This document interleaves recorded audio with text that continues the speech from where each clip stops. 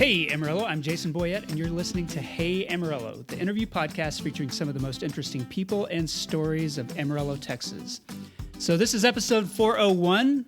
If you've been paying attention, episode 400, I said I'm going away. You're not going to hear my voice anymore on the podcast. I'm going to break that just momentarily for this episode because I'm back, however briefly, to introduce the new host of the Hey Amarillo podcast, Skylar Gallop. Hey, Jason. Hey, Skylar. Thanks for being here. So Skylar has been on the show in the past. Yep. You were on an episode in August of 2022, which doesn't seem that long ago, but is plenty long ago at this point. You have a journalism background, a broadcast background. You're good at asking questions. And soon after finding out that I was ready to hang up my microphone, you asked if you could take it over. And so here we are.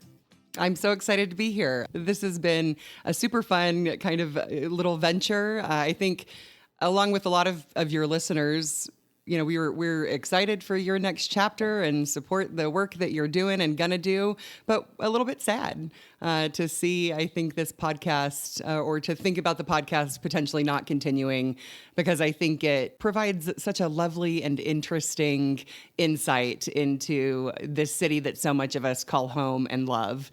And so to be able to be a part of keeping that going is very exciting for me.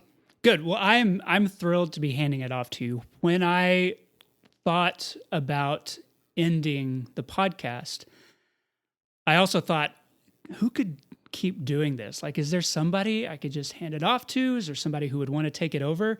And it was a very short list, and you were on that list. Very short. I mean, like there were 2 or 3 people maybe. And I didn't ask you. Like, you came with the question, hey, Could we figure something out? And so I really appreciate that, because I kind of was just going to ghost the whole thing and disappear. And so I appreciate that it happened organically, and I think you're the right person to do it. Well, thank you so much for your kind words. If, you know, anybody that works with me in any of the capacities, I always just say I ask good questions. And for me, really, I'm very excited personally to be going back to, you know, kind of a form of journalism. Storytelling has been a through line in my career that's been kind of a wonky one that bounces back and forth. But what I've always done, whether it was, you know, back in my theater days, certainly as a reporter, you know, even as a public education advocate, storytelling is so powerful. Mm-hmm. And I enjoy it. I believe in it. And I'm really excited to stretch back into storytelling with this platform. Okay, so let's talk about your career, because I know if people know you, they know that you've been working for the past few years with Raise Your Hand Texas, and that work is going to continue. Yep. This is not like a full career shift. Mm-hmm. I did the podcast along with, you know, a half dozen other things too. But for listeners who maybe don't remember your episode, just kind of walk us through the parts of your career that sort of have sent you in this direction. Sure. So I am not a native Amarilloan. I grew up just south of Lubbock and then moved up here to go to WT. And from there, just found that this was my community. I graduated from WT with a broadcasting degree and moved around the state for a handful of years, reporting and telling stories across the state of Texas. When it was time to hang up that microphone, Amarillo, as I said, was home. Came back, did some comms work until I found a more permanent career with Raise Your Hand Texas, and that is pro-public education advocacy. So I've been working with Raise Your Hand for going on 6 years now. I will continue working with Raise Your Hand. So if you're one of my advocates listening, I'm still your girl. We're still working together to fight the good fight for our public school students, and just kind of adding this to the plate. I do some other stuff in town. Let's talk about some of those things, because I think people, if they knew you from your work with Elevate, they may recognize your name. Through that, you have hosted some town halls, candidate forums, those sorts of things, very ably. The last one I talked to you after it was over, I was like, that was really great. It only took an hour and a half instead of 3.5 hours or something. So you've done a lot of increasingly public things in Amarillo.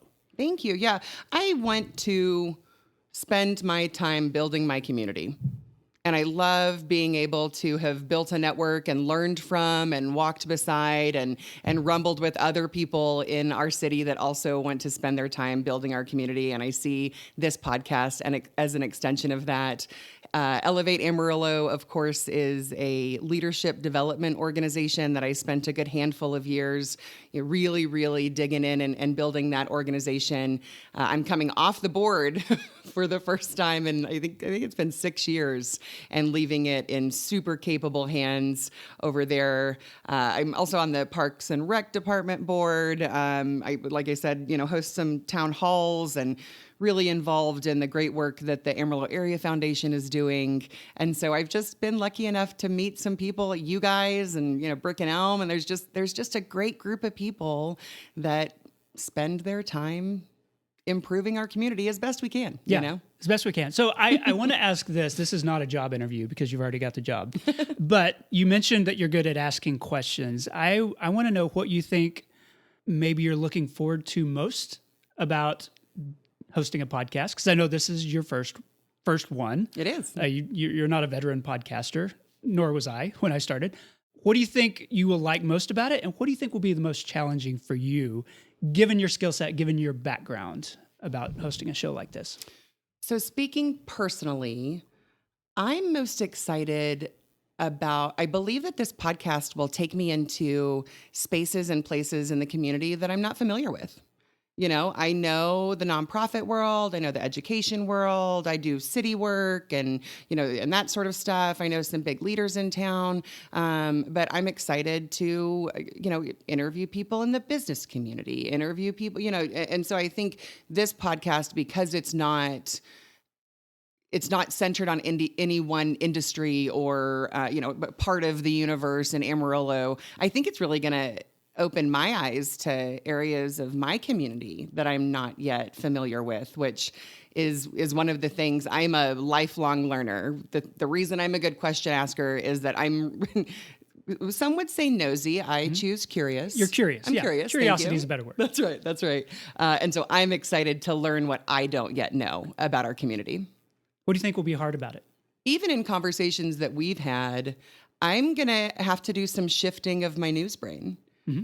My news brain thinks around timeliness, right. What's happening right now, and what's the story that you form around the thing that happened today. 3-minute packages. That's right. Real quick stuff. And I believe that one of the things that has made this podcast successful and that I'll be working to shift is actually like evergreen stories. Mm-hmm. That's what we call them in news, that it's not about the city elections that happened the other day or, right. This thing or school's getting out, so you better prepare your pool, that kind of a thing.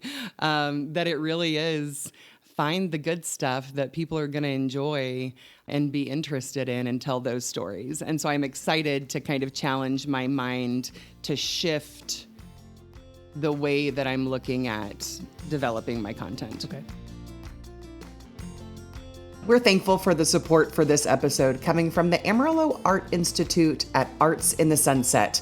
If you haven't been, this place is an amazing center for Amarillo's vibrant art scene. They have monthly events, including the First Friday Art Walk, as well as classes for children and adults in things like glass blowing, weaving, and pottery. It's really cool. And it was just announced that Amarillo's beloved Hoodoo Mural Festival will find a new home this year at Arts in the Sunset. So excited for that partnership. Check them out on Facebook. That is Arts in the Sunset. Thanks for your support. Give listeners an idea of what might change, what might stay the same. I mean, a podcast is the product of the host. You set the tone. And so I don't have any preconceived ideas that nothing will ever change because right. Now it's Skylar's show. But are you thinking of anything now? Are there things that you want to remain consistent for listeners? I mean, how are you thinking about it? I am a big fan of not reinventing a wheel. And I am humble enough to think that you probably did a pretty good job over 7.5 years of figuring out. It's a decent wheel. Keeps on rolling. That's right. Yeah, for sure. And so, especially for a while, Jason, I'm going to get in here and I'm going to keep telling the cool stories of interesting people in Amarillo. The voice will change. Certainly, we are different humans with different lenses, and so the perspective will change. And I hope that our listeners find that interesting and maybe new and maybe relieving to them. I'm sure that's not the case. Finally. But I think I might change the 8 straight questions. Okay. So like to that extent for a while until I kind of get a chance to get in here and see what it feels like and see how it's going for me. But the voice is going to be different. The person asking questions will be different. But one of the things as I've kind of like stumbled down this road since we first kind of said like, could this be a thing that I've found myself thinking about a lot is the power of knowing your neighbor. And I think it's really hard to judge someone or not like, or it's harder anyway to not like someone or judge someone because they're different if you know their story. Mm-hmm. And I think that's the approach that I'm taking with the podcast is let's get our neighbors' stories into each other's ears and hearts. As you've been doing, for 400 episodes now, I think there's a community building tool in the format that you've built in this podcast. And that's sort of the purpose that I'm really excited to get in and work around in as I pick it up. Okay, so the question I always got from people is, how do you know who to interview?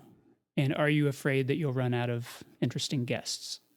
My answer to that was almost everyone is a good podcast guest, and I'm never going to run out of people unless I do 200,000 podcasts.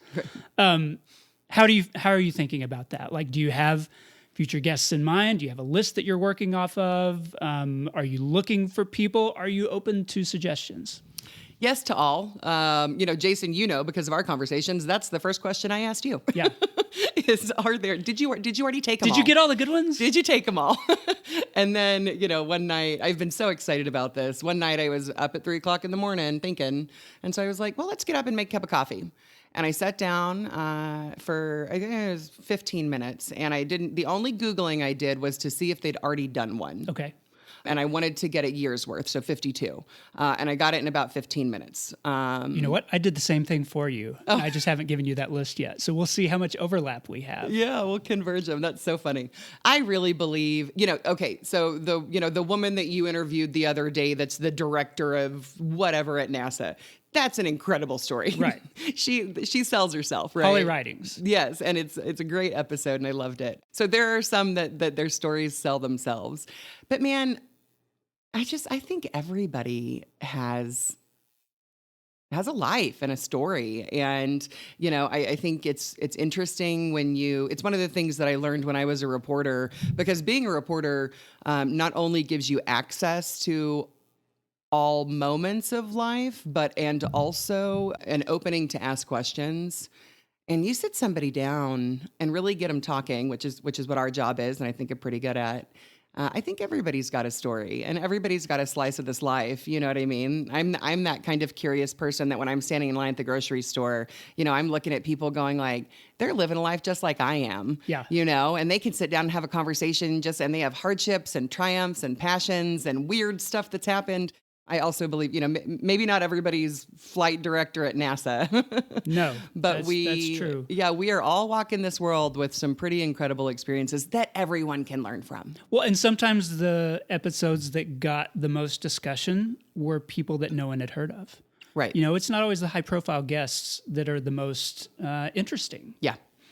I know we sort of rushed to get this one out because we wanted to get back in people's feed, make sure that it's not over. You can stay subscribed.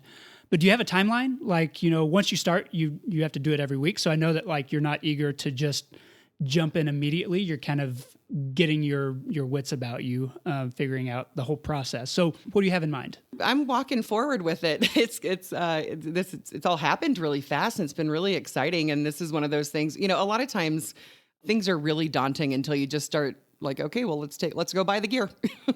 let's make some, let's do that stuff. And we're doing that. And now we're doing this, and we're going to turn it around and put this one up. And so I really think that things will start happening, that people will be able to listen to cool stories of their neighbors here pretty quickly. I would imagine certainly within the month of June. Okay. And I've got in my head a timeline that's pretty early in June. But, leaving some space for some hiccups. I'm, still kind of nailing some stuff down and learning software interfaces and all sorts of that really fun stuff. But I'd assume pretty quickly. Well, I am excited that it's going to continue. I'm going to be listening to it. I'm excited that you're the one doing it because I think you're going to do a really good job. And I can't wait. It's weird to create something and then hand it off to somebody else. But it's like any parent that raises a child, and then you have to go to give them to the first grade teacher for the day. So there's a lot of trust involved, but you hope to see it grow in the process. And so I'm really looking forward to how it changes, how it continues moving forward, what sort of influence it continues to have. I think it's going to be fun to watch it as an outsider. Yeah. Or listen to it as an outsider. I don't know how podcasts work. You sure don't. No. Well, I appreciate your kind words and the trust you've extended. And I think, and you're going to hold my hand for a little bit. You promised you would, and I'll hold you to it. Yeah, I will be here to consult. That's right. But it's much appreciated. And I'm excited to see where this journey leads all of us together as well. Well, Skylar, have fun with the podcast. Thank you. I want to let you close things out instead of me. Okay, well, that does it for episode 401 of Hey Amarillo. This episode is supported by The Blind Pig, Amarillo's newest cocktail lounge, right on our historic Route 66. This new spot is lively yet cozy. It gives great laid-back fun vibes, but with a top-shelf signature cocktail menu. They bring out an actual mechanical bull on Wednesdays, karaoke on Thursdays, and live music throughout the weekends. That's The Blind Pig, Amarillo's newest lounge down on 6th Street. Check them out on Facebook or just drop in for a drink. Thanks for listening, and we'll catch you next time on Hey Amarillo.